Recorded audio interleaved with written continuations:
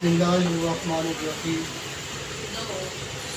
या अय्युहल्लज़ीना आमनू अतीउल्लाह व अतीउर रसूल फ़क़द फ़ाज़ा फ़ौज़न अज़ीमा।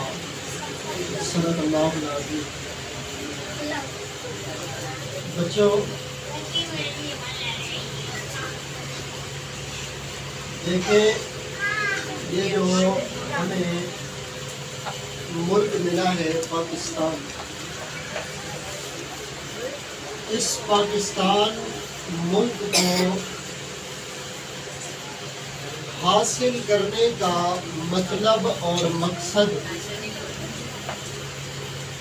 वो ये है कि कलमा ला इलाहा इल्लल्लाहु मुहम्मदुर रसूलुल्लाह सल्लल्लाहु अलैहि वसल्लम को हम सब मिलकर इकट्ठे होकर समझें। इसके मानी, भाई बातें आपस में नहीं करनी, इधर उधर ना देखो, मेरी बात की तरफ तवज्जो दो और मेरी नसीहत को पल्ले बांधो। इसके मानी और इसके मफ़हूम को समझें, सब मिलकर इकट्ठे होकर आज़ादी से, बगैर किसी बातिल कुव्वत के दबाव के, आज़ादी से इस कलमा ला इलाहा इल्लल्लाहु मुहम्मदुर रसूलुल्लाह सल्लल्लाहु अलैहि वसल्लम के मानी और मक़बूल को समझें और उस पर अमल करें।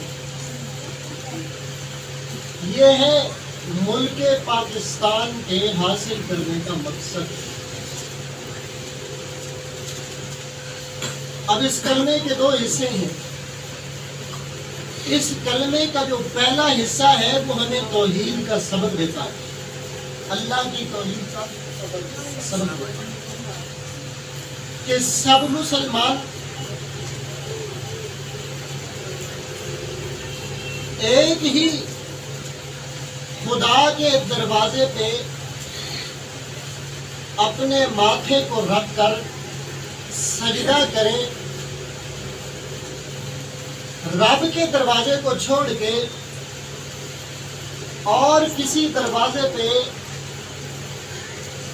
अपना माथा नहीं रखना, न सजदा करना है।